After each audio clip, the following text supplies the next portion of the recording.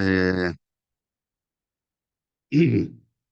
Vamos a leer del versículo 3 al 12. Y quedé en el versículo 6, así que no sé si alcanzaremos, pero vamos a intentar. Dice el versículo 3 del capítulo 1 de la primera epístola del apóstol Pedro. Y dice: bendito sea el Dios y Padre de nuestro Señor Jesucristo, que según su grande misericordia nos hizo renacer para una esperanza viva por la resurrección de Jesucristo de los muertos, para una herencia incorruptible, incontaminada e inmarcesible, reservada en los cielos para vosotros, que sois guardados por el poder de Dios mediante la fe para alcanzar la salvación que está preparada para ser manifestada en el tiempo postrero, en lo cual vosotros os alegráis, aunque ahora, por un poco de tiempo, si es necesario, tengáis que ser afligidos en diversas pruebas, para que, sometida a prueba, vuestra fe, mucho más preciosa que el oro, el cual, aunque perecedero, se prueba con fuego, sea hallada en alabanza, gloria y honra cuando sea manifestado Jesucristo, a quien amáis sin haberle visto, en quien creyendo, aunque ahora no lo veáis, os alegráis con gozo inefable y glorioso, obteniendo el fin de vuestra fe, que es la salvación de vuestras almas. Los profetas que profetizaron de la gracia destinada a vosotros, inquirieron y diligentemente indagaron acerca de esta salvación, escudriñando qué persona y qué tiempo indicaba el Espíritu de Cristo que estaba en ellos, el cual anunciaba de antemano los sufrimientos de Cristo y las glorias que vendrían tras ellos. A estos, a los profetas, aquellos, se les reveló que no para sí mismos, no para ellos, sino para nosotros, administraban las cosas que ahora os son anunciadas por los que os han predicado el Evangelio, por el Espíritu Santo enviado del cielo, cosas en las cuales anhelan mirar los ángeles. Hasta aquí. Y el Señor entonces nos ayude.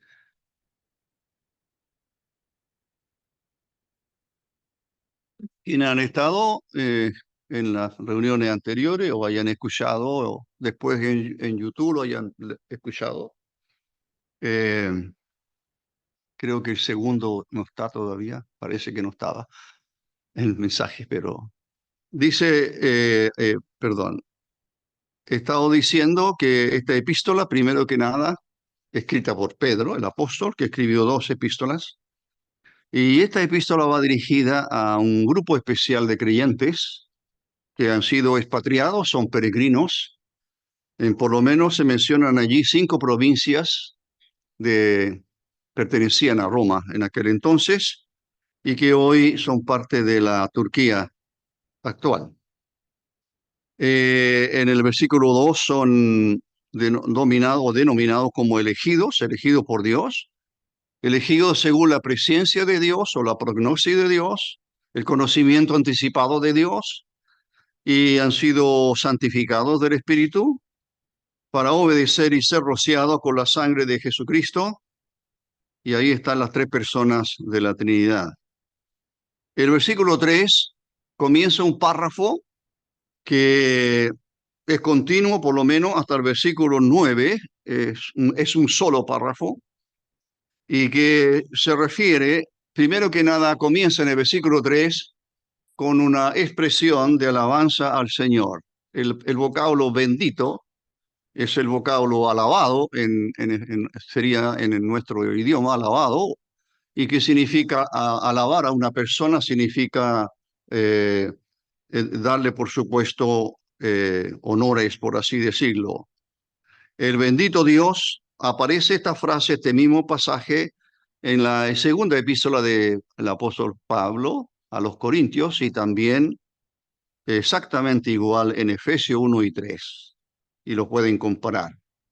Ya en el versículo 4, bueno, el versículo 3, se menciona que Dios nos hizo renacer, hemos nacido de nuevo, obra que Dios hace cuando conocemos y creemos el Evangelio, entonces Dios nos hace nacer de nuevo para una esperanza por la resurrección de Jesucristo de los muertos. Y versículo 4 se habla de una herencia incorruptible, incontaminada e inmarcesible. En el versículo 5 se habla de que nosotros somos guardados. El versículo 4 habla de que la herencia está siendo guardada en los cielos, pero el versículo 5 habla que nosotros mientras vivimos estamos siendo protegidos por el Señor. Eso es lo que dice el versículo 5. La salvación esta es futura, no es para que va a ser manifestada cuando el Señor venga. Y en el versículo 6, creo que no sé si lo terminé, parece que no, en lo cual vosotros os alegráis, aunque ahora por un poco de tiempo, si es necesario, tengáis que ser afligidos en diversas pruebas. Y dije yo, alcancé a decir que esta es una de las grandes paradojas de la vida cristiana. El versículo 6 habla de alegría o de gozo, para luego hablarnos o decirnos que también en nuestra vida, si es necesario, hay aflicciones, pruebas. Algo hemos cantado de ello. En lo cual vosotros os alegráis, nos alegramos lo que tenemos, nos alegramos en lo que Dios nos ha dado, nos alegramos, por supuesto que nos gozamos en todo lo que significa Dios y Dios en nosotros a través de su Hijo y su Espíritu que mora en nosotros. Así, ese gozo no debe ser afectado por las aflicciones o las pruebas de este mundo, pero no es tan fácil, ¿verdad? Y entonces el versículo 6 habla de las aflicciones. Pero hay por lo menos tres interesantes definiciones acerca de estas pruebas, así llamadas. El versículo 6 dice, si es necesario, ahora, ese si es necesario es si el Señor lo permite, porque no hay nada que pase, por supuesto, inadvertido para Dios. Dios va a permitir o no permitir alguna cosa en la vida nuestra. Como hijo de Dios, por supuesto, dependemos de Él. Y Dios permitirá o no permitirá que pasemos por aquí se llama diversas pruebas o diversas aflicciones. Así que lo que dije es que aquí hay tres por lo menos interesantes especificaciones de estas aflicciones. Número uno, dice que la prueba es temporal, porque dice por un poco de tiempo, aunque ahora por un poco de tiempo. Así que la prueba es temporal. Ahora, este poco de tiempo podría significar años en las vidas nuestras. Podría significar toda la vida de una persona, estas aflicciones, pero la definición que se está dando aquí no la da el ser humano, no la da Pedro, no, es el Señor. Ahora, la comparación que Dios quiere que nosotros hagamos no es comparación o cálculo humano, sino que más bien es que frente a la eternidad y frente al tiempo de Dios que no corre para Él, entonces 100 años, ¿qué es 100 años para Dios? Así que en ese sentido se dice que esta prueba es por un poco de tiempo, una palabra que significa algo pequeño, algo corto, algo breve. Vuelvo a insistir que Dios está contemplando esto ante esta grandiosa revelación que son valores eternos. Frente a la eternidad, los años que a nosotros podrían parecernos muchos, los sufrimientos que podrían parecernos muy largos y no terminan nunca, y a lo mejor nunca terminan mientras vivamos en este mundo, puede ser, pero no depende de nosotros, sino del Señor. Él le pone fin. A lo mejor no le pone fin mientras vivamos, eso es lo que quiero decir, pero lo que quiero que entendamos que esta comparación de poco tiempo, aunque por un poco de tiempo tendrá que ser afligido, ese poco de tiempo hay que compararlo con la eternidad. Eso es lo primero. La prueba es, desde el punto de vista de Dios, no nuestro, de la verdad de Dios, es que es un tiempo corto. Estas pruebas son temporales. Las pruebas, alguien dijo, no son un proceso, sino que es un destino. Las pruebas llevan a un destino. No es para destruirnos. Las pruebas no tienen el propósito, en Dios no tienen el propósito de destruir al ser humano, al creyente. ¿Cómo podría pensar alguien que Dios nuestro Padre va a destruirnos o querrá vernos sufrir? No, sencillamente la explicación que no es para castigo, sino más bien lo dirá, no sé en qué momento leí aquello, pero tiene que ver con la purificación nuestra, tiene que ver con nuestra perfección, por supuesto, de nuestra fe. La fe es la que se pone a prueba, pero la fe es la que nosotros hemos ejercido al creer en Cristo, pero es una fe que seguimos ejerciendo. El justo por la fe vivirá. No vivimos por la vista, no vivimos por lo que tenemos. Podemos gozarnos en algunas cosas de esta vida. Hoy día disfrutamos un rato del cumpleaños de uno de nuestros nietos. Y eso es un motivo, por supuesto, de gozo. Que alguien, un ser querido, esté de cumpleaños bien, o que tenga otras satisfacciones en esta vida, ¿verdad? Pero todas esas cosas comparadas con la eternidad, por supuesto que pierden, así decirlo, valor. Lo segundo es que esta prueba dice es necesaria. Si es necesario, esta prueba es necesaria. El sufrimiento en un momento u otro es inevitable. ¿Quién puede evitar un sufrimiento? ¿Quién no ha sufrido? Todos hemos sufrido. A algunos más que otros, eso es cierto. Los sufrimientos de un hermano o una hermana son, a veces de algún hermano o de alguna hermana, son sufrimientos difíciles de soportar. Eso es así, estamos conscientes de ello. Por supuesto que sí. Cada hermano, cada hermana y aún cada ser humano puede contar sus historias. Puede llegar a escribir un libro con todos los problemas que ha tenido en su vida. No ha sido fácil su vida, ¿verdad? Por supuesto, hay hermanos y hermanas que la vida que tienen, no solamente ellos, tal vez algún familiar, son muy difíciles de sobrellevar. Pero volvemos a lo mismo. Ahora el sufrimiento, se está hablando de que este sufrimiento eh, es inevitable siempre y cuando, por supuesto, Dios lo está permitiendo, porque Dios tiene propósitos más elevados y gloriosos. Esa es la razón. Ningún creyente puede decirle a Dios que está equivocado en algo. Dios tiene propósitos, porque permite la prueba en nuestra vida, porque permite que suframos. Hay más de un autor, yo no recuerdo cuántos tengo, pero hay más de un autor. No miré ninguno en estos días, pero hay más de algún autor. Por ejemplo, hay uno que el título dice, ¿por qué sufrimos? Hay otro que escribe, un muy buen escritor, y cuenta su propia experiencia pasándolo muy, muy, muy mal en un hospital. Entonces, uno mira que todos los creyentes, sea un gran hombre de Dios, por así decirlo, una gran mujer de Dios que sirve al Señor, y sufren, y sufren. Aún han perdido seres queridos y están sufriendo muchísimo. Así, hermano, las pruebas, lo que Dios nos está enseñando aquí, no se olvide que le están escribiendo a personas que están sufriendo. Todos estos hermanos están sufriendo y le está hablando a ellos de las pruebas. Ellos saben de las pruebas. Pedro no sabe de las pruebas, sabe de lo que significa sufrir. Pablo sabe lo que es sufrir. Uf, Pablo podría darnos una cátedra de lo que es sufrir, ¿verdad? Y así, la lista es larga. Lo que quiero decir, hermanos, que no hay creyente que no sufra algo alguna vez en su vida.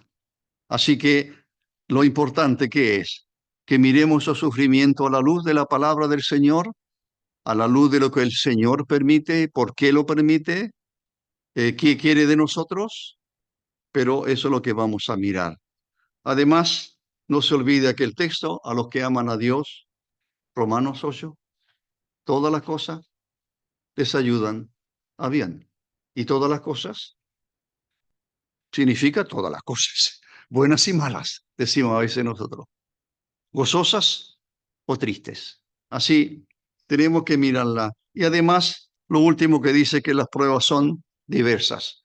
Eso quiere decir que lo que yo pueda sufrir no es lo mismo que sufre mi hermano o mi hermana y son diversas o pasan diversas cosas en nuestras vidas. Muy bien. Así que lo otro que dice aquí, ahora en el versículo 7,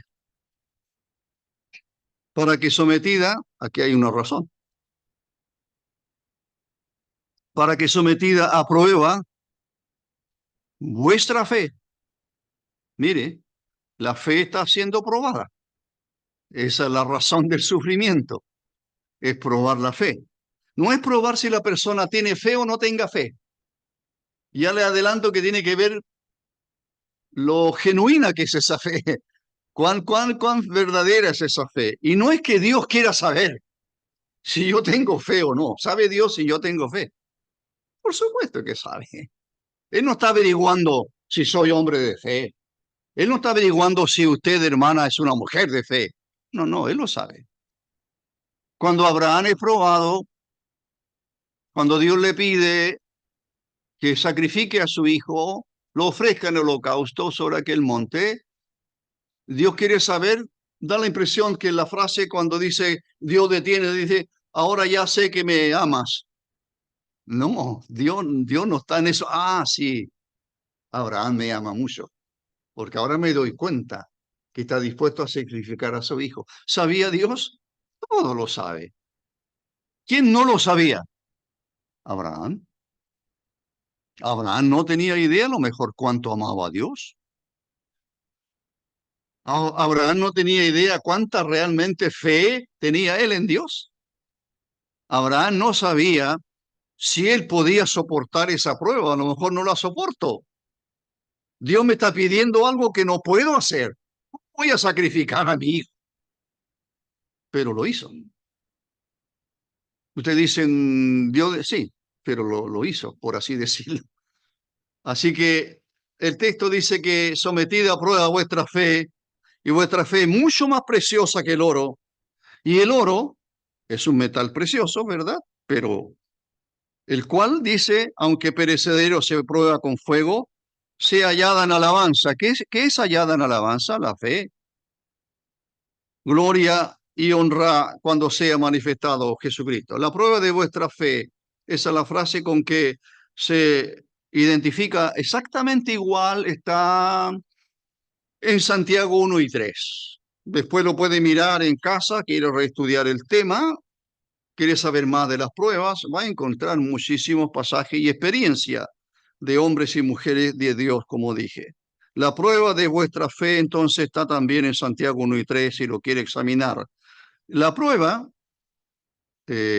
alguien le llamó la piedra de toque de la fe, eh, es una manera, como dije, de mostrar cuán genuina es nuestra fe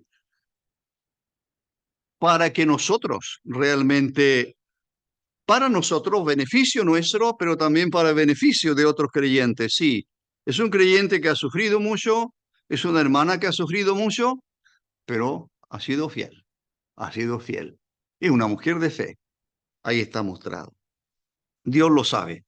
Así que no voy a hablar mucho del oro, creo. Pero cuando la fe está en este crisol de la prueba, dijo alguien, la prueba del fuego. Mire, lo que sale cuando el oro está siendo probado, decía alguien que no, no es que ese oro sea valioso en el sentido, el oro no es valioso como la fe. La fe es probada para demostrar cuán genuino es, y el oro en ese sentido, dicen que, no sé si ahora será igual, pero el pasaje está hablando del fuego que purifica al oro, le saca toda la impureza y lo deja, por supuesto, eh, absolutamente de valor.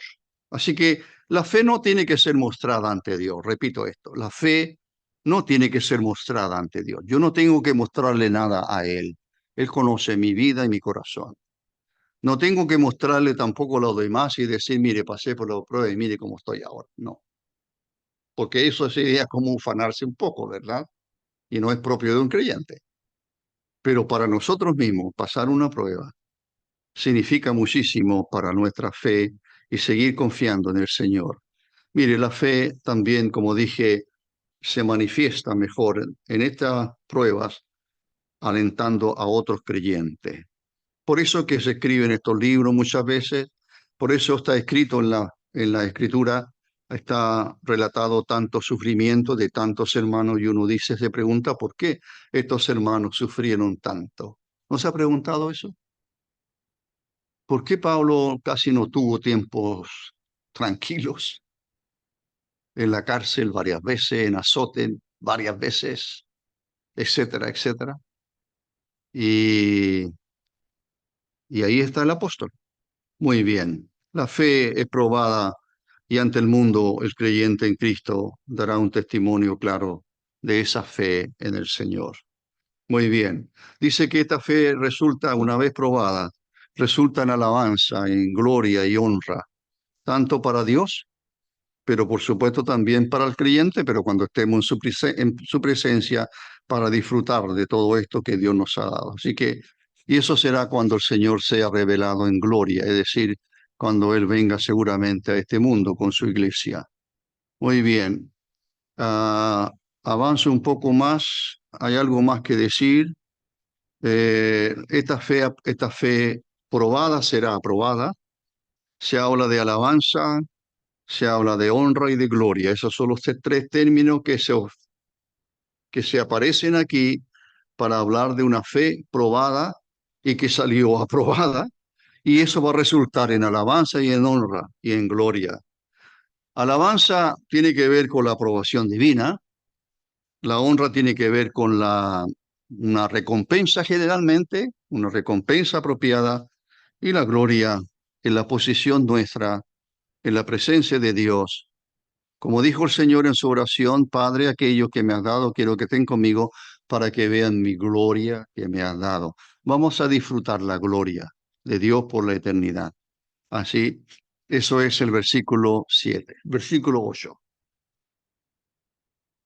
¿A quién amáis sin haberle visto? ¿A quién amamos sin haberle visto? ¿En quién? Otra vez, la misma persona que no la menciona, pero lo en el versículo anterior. Sí, ¿en quién creyendo? Primero le amamos. Segundo, creemos en Él. Y aunque ahora no lo veáis,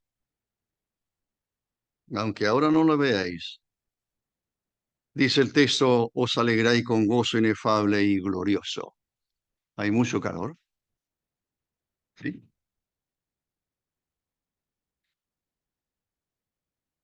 No sé, pregunto porque veo algunos. Lo único que yo, no, lo único que yo quiero es que no se me queden dormidos, ¿no? Por el calor.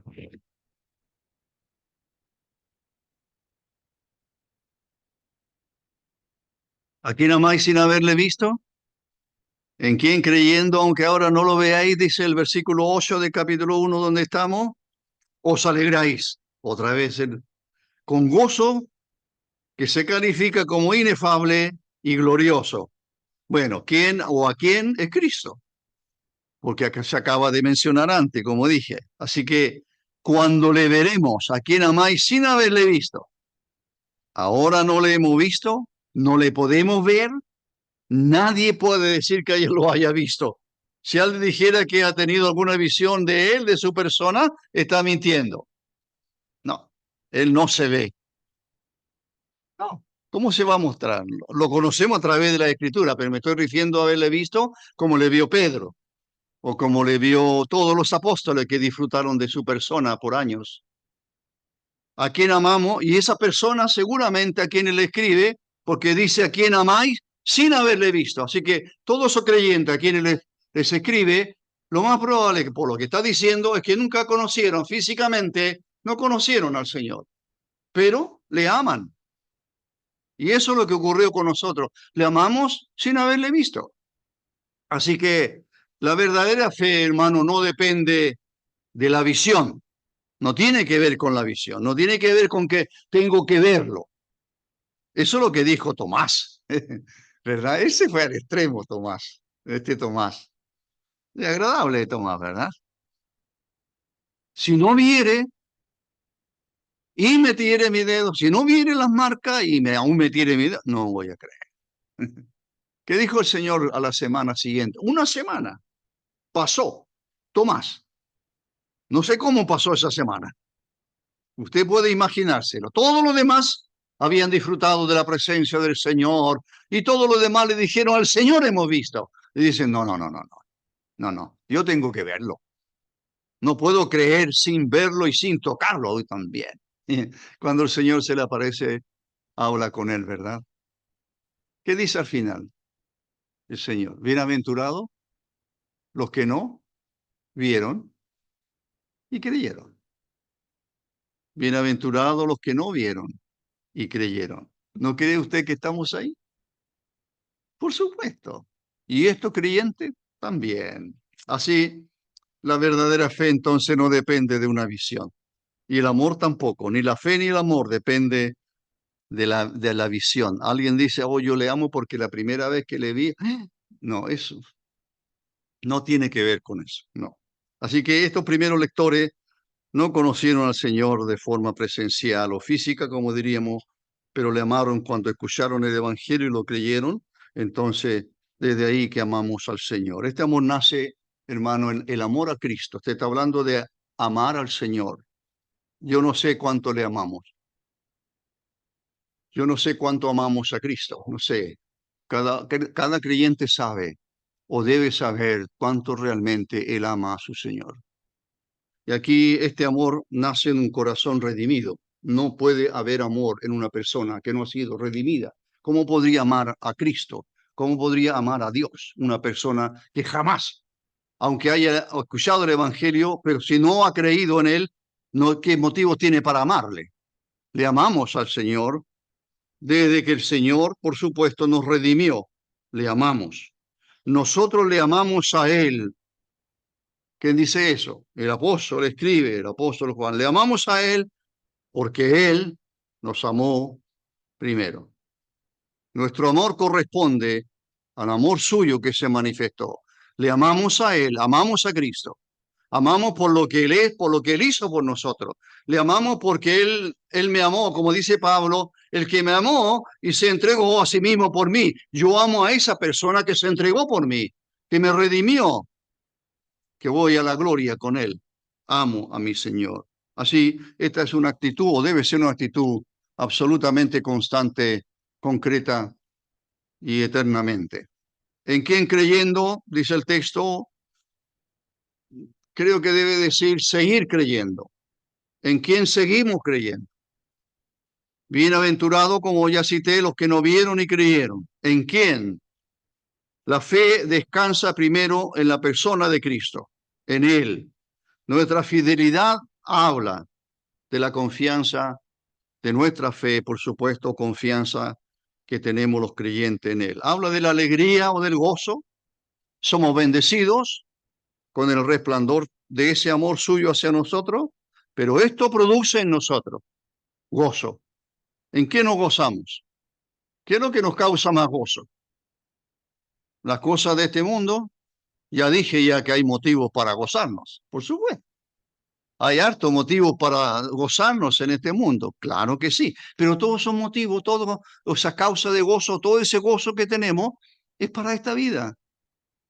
El gozo eterno, el gozo en el cielo, no lo podemos imaginar. Y eso es lo que el apóstol está diciendo, os alegráis, somos bendecidos con dice aquí el texto, somos bendecidos con ese resplandor del amor suyo y nosotros le amamos en correspondencia a ese amor. Así que esto es lo que produce ese gozo. Se usan dos adjetivos para referirse a este gozo. Primero que nada es un gozo inefable y segundo es un gozo glorioso. Ese es el gozo que nosotros sentimos por el Señor. Se califica como un gozo. Esta palabra inefable aparece solo aquí, inefable. Es una palabra que a lo mejor se usa mucho en el mundo, pero en las Escrituras solamente aquí, y lo que está expresando que es un gozo que no puede encontrar expresión en palabras, inefable. No hay forma de no dimensionarlo, sino que no hay forma de expresar ese gozo. ¿Cómo expreso el gozo que tengo en el Señor? No puedo expresarlo.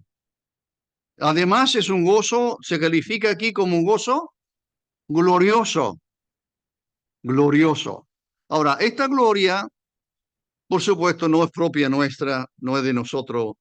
Lleno de gloria quiere decir, este gozo glorioso significa que este gozo está lleno de gloria, pero esa gloria procede de la gloria del Señor. Es una gloria, este es un anticipo del gozo eterno. Nada, como ya cité Juan 17, para que vean mi gloria que me has dado. El gozo que tenemos en Cristo es, debe ser, debemos pensar, hermanos, debemos considerar que este gozo que tenemos es un gozo especial. Es un gozo que lo disfrutamos. Debemos disfrutarlo.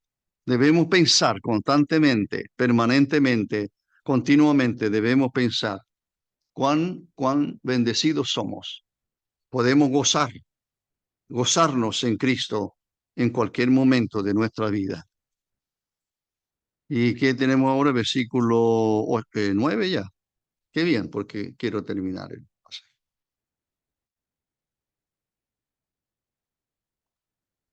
Versículo 9, que es más corto. Obteniendo el fin de vuestra fe, que la salvación de vuestras almas. Extraño texto, ¿verdad? Nuestras almas. ¿No somos salvos? Aquí habla de el fin de vuestra fe, que es la salvación de vuestras almas. Esta palabra fin, telos, indica un final, indica el objeto al cual se dirige nuestra fe. Generalmente un poco esa es una definición. Obtener tiene que ver con recibir, por supuesto, lo prometido aquí. Recibir lo prometido. El objetivo de vuestra fe, la conclusión o la culminación de esta fe. Algunos le han llamado la salvación final, la salvación final. Por ejemplo, en el Antiguo Testamento, cuando se hablaba de salvación, porque aquí se habla de la salvación de vuestras almas, y es probable que almas aquí se refiera a toda la persona, no solamente una parte de la persona. En el Antiguo Testamento, generalmente, todo lo que tenía que ver con salvación no se refería a la salvación como la conocemos nosotros. Israel disfrutó mucho de la salvación de Dios, pero tenía que ver con guerras, tenía que ver con esa vida por años, ¿verdad? Por años. En el desierto, por ejemplo, cuando atraviesan el desierto, ese fue un gran triunfo. Cuando conquistan la tierra de Canaán, luchando día tras día, por tanto tiempo, conquistando aquella tierra. Tuvieron que pelear, luchar por ello. Y Dios les salvó. Dios les salvó. Así que muchas veces tenía que ver con algo más bien físico. Lo nuestro tiene que ver más bien con algo espiritual. Y la eternidad que se aproxima para el pueblo de Dios será el disfrute total. Eso tiene que ver con telos, con la culminación, el fin de vuestra fe. El fin de nuestra fe o el propósito final de nuestra fe se cumplirá cuando estemos en la presencia del Señor.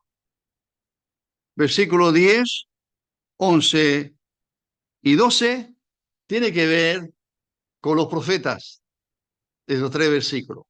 Aquí como que termina un poco el versículo 9, todo lo que el apóstol Pedro tenía que decirle a estos creyentes sufrientes para que se fueran ellos consolados por la palabra de Dios. La carta que Pedro les escribe, esto que le ha escrito hasta aquí, ha sido para alentar, para consolar a aquellos creyentes sufrientes. ¿Ya? Y ahora, interesante lo que dirá de los profetas. Mire el versículo 10. Los profetas que profetizaron de esta gracia destinada a vosotros, note, la gracia destinada a vosotros fue profetizada por los profetas de la antigüedad. Bueno, después habían profetas, pero en otro sentido, mayormente. Hoy día no hay profetas. Si alguien dice por ahí que es profetas, algún profeta, alguna iglesia puede decir, él es profeta, bueno, está perdido, por así decirlo. No, no hay profetas, no hay, como no hay apóstoles tampoco. Lo que las iglesias tienen son pastores y maestros, y evangelistas, predicadores, por supuesto. Esos están vigentes, son dones que son dados por Dios. Así que los profetas recibieron revelación de Dios. Eso es cierto. Dios revelaba a estos profetas a algo de sus planes o propósitos que estarían muchas veces muy al futuro, u otros podrían ser más cercanos. Por ejemplo, algún profeta recibe revelación de parte de Dios acerca de lo que le va a suceder al pueblo de Dios, al pueblo de Israel, que está lejos del Señor, y entonces le va a suceder esto, van a venir sus enemigos, los van a castigar, etcétera, etcétera. Así que, pero los profetas a que se refiere, o a estos profetas, y no sé quiénes son, porque no dice quiénes son, tampoco dice qué profecías son. Así que ahí hay una tarea larga, ¿verdad? Descubrir, a lo mejor, quiénes serían y qué serían estas profecías. Así que estos profetas reciben un cuerpo de revelación, ¿cómo se le llama? Pero mire lo interesante. Los profetas, lo leo de nuevo. A mí me pareció sorprendente estos tres textos. Los profetas que profetizaron de la gracia destinada a vosotros. Mire, ¿quiénes son los vosotros? ¿Algo creyente a quien le escribe? Le ha consolado, le ha expresado varias verdades preciosas. Ellos pueden alentarse con todo lo que leen que Pedro le está escribiendo. Pero mire lo que les dice ahora. Echa mano a los profetas. Y por aquellos creyentes serían profetas a lo mejor conocidos, aquí no nombra ninguno, pero dice que esos profetas profetizaron de la gracia destinada a vosotros. Ellos, mire, inquirieron y diligentemente indagaron acerca de esta salvación. Yo pensaba, años que el profeta era alguien, a lo mejor usted pensaba hasta aquí, así, que el profeta estaría, no sé, en su salita en algún lugar, en un cerro, a solas, esperando revelación de Dios. Y Dios le revelaba ahí, listo. Pero este texto no dice eso. Estos profetas reciben una revelación de parte de Dios, sí, reciben revelación de parte de Dios. Pero ¿qué es lo que hacen? El texto dice que ellos inquirieron y diligentemente indagaron, hicieron dos cosas. Inquieren e indagan acerca de esta salvación. O sea, no se quedan con la revelación, sino que investigan. Y esta es una gran lección para nosotros, y especialmente para aquellos que tienen la responsabilidad de enseñar la palabra de Dios. No es algo que me cruzo, oro al Señor, Señor, dame el mensaje, por favor. Tengo que predicar esta noche y necesito el mensaje, por favor, dámelo. ¿Usted cree que se lo van a dar? No.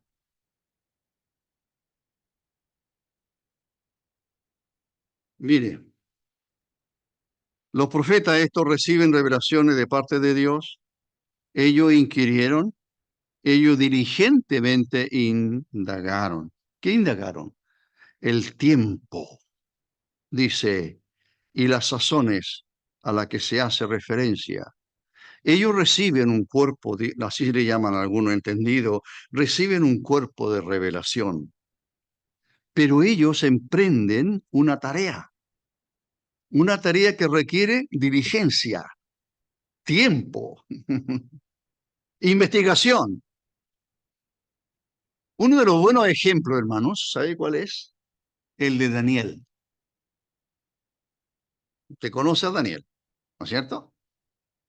En el capítulo 9, ¿qué hace Daniel? Ya estamos en el segundo imperio mundial, ya Babilonia, y está leyendo ahora Daniel 9. ¿Qué está leyendo Daniel? ¿Qué está leyendo Daniel? ¿Está leyendo a qué profeta? Al profeta Jeremías. ¿Y qué le llama la atención a Daniel? Ah, lee la profecía de Jeremías, lee lo que escribió Jeremías y empieza a investigar y a investigar y entiende que los 70 años del exilio ya debieran terminar. Está pronto a su fin. ¿Quién lo descubre eso y lo tenemos? Bueno, está en Jeremías, o Jeremías lo escribe, pero Daniel lo cito como ejemplo de un hombre diligente, investigador. Y él, eso es lo que a eso está echando mano. No digo que a Daniel, sino que dice el texto de Daniel 9:2, Daniel investigó con diligencia los años de la cautividad. Así, hermanos, hay una tarea grande para todo creyente, varón o hermano o hermana. Tiene que haber de nosotros, de parte nuestra, una diligencia mayor, una investigación. No se quede, sigue investigando y va a darse cuenta cuántas cosas puede aprender. Así, ¿qué era lo que estos profetas estaban indagando? De eso está hablando. ¿Qué es lo que ellos buscan? ¿Qué es lo que ellos indagan con tanta diligencia, con tanto empeño? ¿Qué es lo que buscan estos profetas? No se quedaron, insisto, no se quedan con la revelación, sino que investigan algo especial. Algo les llamó la atención. Habla en plural. Tampoco estoy diciendo, porque tampoco lo dice, que se hayan juntado los profetas a esto. No, no, no. Quizás cada uno hizo su estudio personal de las profecías que ya existían o de las profecías que ellos estaban recibiendo. Se ha dividido con profetas mayores, profetas menores, etcétera, pero el pueblo de Israel le llama a los 12, a los profetas menores. Son 12 realmente. Menores porque parece que sus profecías son de corto, 3 capítulos, 5 capítulos, comparado con un Isaías de 50 o 60 capítulos. Pero esa clasificación no es correcta, por si acaso, ¿ya? Entonces, ¿quién eran estos profetas? Bueno, la indagación de ellos, la investigación de ellos, lo que trabajan con tanta diligencia, tiene que ver con la salvación del alma, tiene que ver con la gracia del Salvador que vendrá, tiene que ver con la gracia que traerá el Mesías, tiene que ver con esa salvación que el Mesías no solo va a proclamar, sino que va a llevar a cabo. Mire, ellos habían conocido una poderosa salvación de parte de Dios de forma física, vamos a decirlo así, o material, física, material. Pero esto tiene que ver con la salvación del alma. Esto tiene que ver con un sacrificio de un Mesías que va a sufrir. Alguien va a sufrir, el Mesías sufriente, algo que muchos negaron. Pero estos hombres de Dios empezaron a indagar, querían saber más. Así que estos profetas tenía que ver, y cuando escribe el apóstol a estos expatriados, le dice que tiene que ver con la salvación de sus almas. Les escribe a ellos el apóstol Pablo. Así que yo resalto de nuevo la labor de estos profetas anónimos. Vuelvo a insistir que ellos no se quedan, por así decirlo, con una revelación de parte de Dios. Sería suficiente, pero ellos quieren saber un poco más. Y para eso se dedican al estudio. a la investigación. Y eso es un ejemplo para todo creyente en Cristo. Para todo creyente en Cristo. Versículo 11. Dice el 11.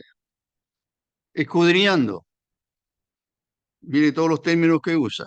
Indagar, investigar, escudriñando. Ahora, ¿qué es lo que escudriñan? Tratan de saber qué persona y qué tiempo indicaba el Espíritu de Cristo que estaba en ellos. ¿No es asombroso? El Espíritu de Cristo estaba en ellos. Eran hombres espirituales. Eran hombres llenos del Espíritu. Y se habla del Espíritu de Dios, del Espíritu de Cristo, habla del Espíritu Santo. Escudriñando qué persona y qué tiempo indicaba el Espíritu de Cristo que estaba en ellos, el cual, el Espíritu, anunciaba de antemano los sufrimientos de Cristo y las glorias que vendrían tras ello. Sufrimiento y gloria se repite más de una vez, van juntos. Así que esta revelación divina ha sido para los profetas un trabajo arduo, pero un trabajo que trajo mucho resultado y mucha gracia para ellos, mucho conocimiento, mucho provecho para ellos.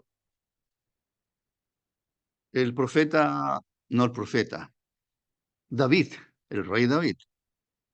Mire lo que dice en el Salmo 23. El Espíritu, no, en 2 Samuel 23, no Salmo, segunda, no es una epístola, es un libro, el segundo libro de Samuel. El Espíritu del Señor ha hablado por mí y su palabra ha estado en mi lengua. ¿Cómo dice? El Espíritu del Señor ha hablado por mí. Mire la seguridad. No todo el tiempo el Espíritu Santo habla por medio de nosotros. ¿Quién puede asegurar? ¿Un predicador o un enseñador que fue el Espíritu que está hablando en él? No es fácil, ¿verdad? Quizás los demás podrían darse cuenta que el Espíritu va dirigido, pero un creyente mismo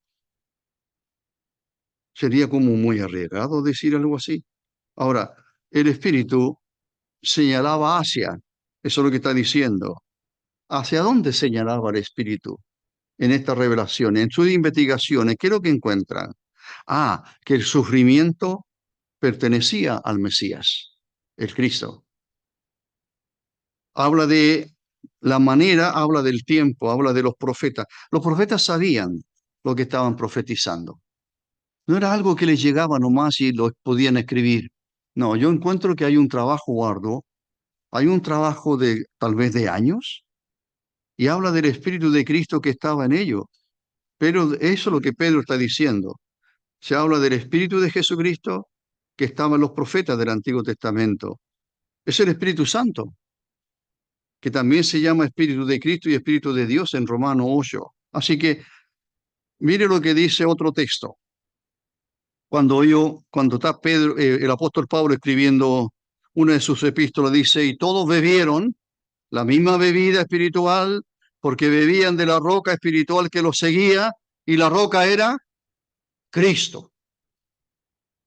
¿Miren? Bebían, todo el pueblo de Dios bebió de la roca espiritual que los seguía, y la roca era Cristo. ¿No le parece que la persona del Mesías, Cristo, está claramente señalada en el Antiguo Testamento y que a lo mejor es así? Hay muchos errores en cuanto a su persona sufriente, y algo interesante porque aquí habla de un Cristo que sufre, pero también habla de la gloria de Cristo, los sufrimientos de Cristo. O eso quiere decir los sufrimientos que están destinados, o estaban destinados a Cristo, o eran para Cristo. Eso es más o menos lo que está escribiendo el apóstol. La gloria de Cristo siguen a los sufrimientos.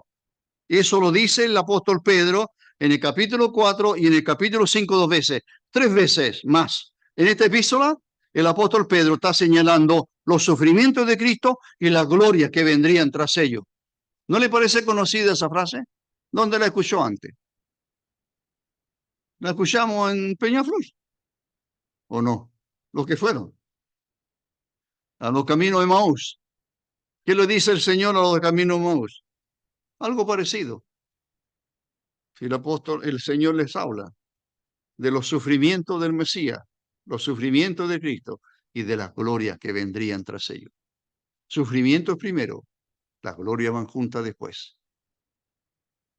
El último texto, y ya, a estos, a los profetas, se les reveló que no para sí mismo, no para ellos, sino para nosotros, administraban, diaconía, administrar, servían las cosas que ahora os son anunciadas por los que os han predicado el Evangelio, por el Espíritu Santo enviado del cielo, cosas en las cuales anhelan mirar los ángeles.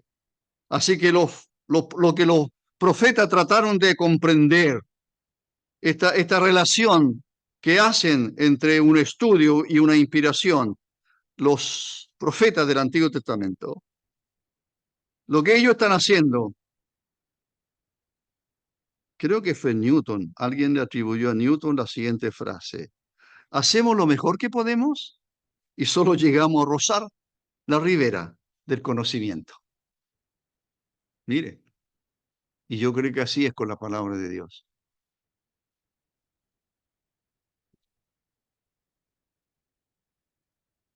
Iba a decir algo, pero no, mejor no. Fue revelado. Apocalipsis, otra vez el vocablo apocalipto, ¿ya? Revelar o desvelar. Así que aquí tenemos una revelación, por supuesto, de parte de Dios. Esta revelación no era para ellos, no. Eso es lo que está aclarando el apóstol Pedro. Lo que ellos recibieron, lo que les fue revelado por Dios y lo que ellos investigaron no era para ellos, sino que era para nosotros. Para eso aquí en el se les escribe. Sino para nosotros administraban. No servirían a sus propios intereses, no es para ellos. No es para el disfrute de ellos. Pueden disfrutarlo lo que están aprendiendo, recibiendo de parte de Dios, sino que las cosas que ahora os son anunciadas, dice el apóstol. Me llamó mucho la atención aquello. Las cosas que ahora os son anunciadas, que os son predicadas, traen nuevas. Y sabe, los predicadores del Evangelio habían traído a esos creyentes y a nosotros, los predicadores son los responsables de llevar el mensaje de salvación. Pero una de las cosas que más quiero resaltar es que estos creyentes reciben, como dice el texto, el versículo 13, no para nosotros, administraban las cosas que ahora os son anunciadas por los que os han predicado el Evangelio. ¿Cuántos predican el Evangelio aquí? Muchos. Pero mire lo que dice ahora.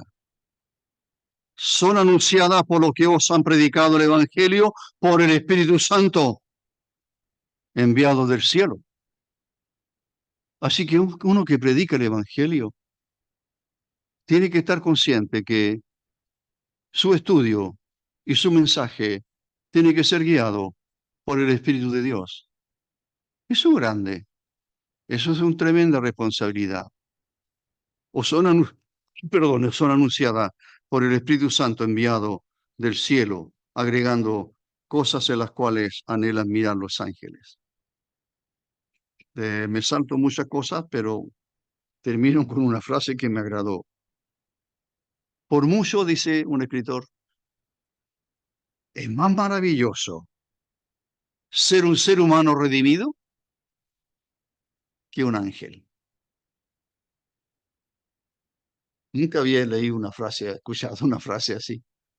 La repito, por mucho, lo más grandioso, si usted quiere, es mucho más maravilloso ser un ser humano redimido que un ángel. Si le dan a escoger, ¿usted qué escogería? ¿Ser un creyente, un hombre o mujer redimido por la sangre preciosa de Cristo o ser un ángel? Hay gente que adora ángeles, ¿eh? No, el apóstol dice cosas las cuales anhelan. No expliqué esto de anhelar porque tiene mucho que ver. Anhelan mirar. Echa mano al apóstol Pedro, el apóstol Pedro tanto en Juan como en Lucas. Él entra a la tumba o se inclina a mirar. Es como si alguien se pone de lado o se inclina mucho para mirar mejor, observar mejor. Y esa es la idea del verbo aquí.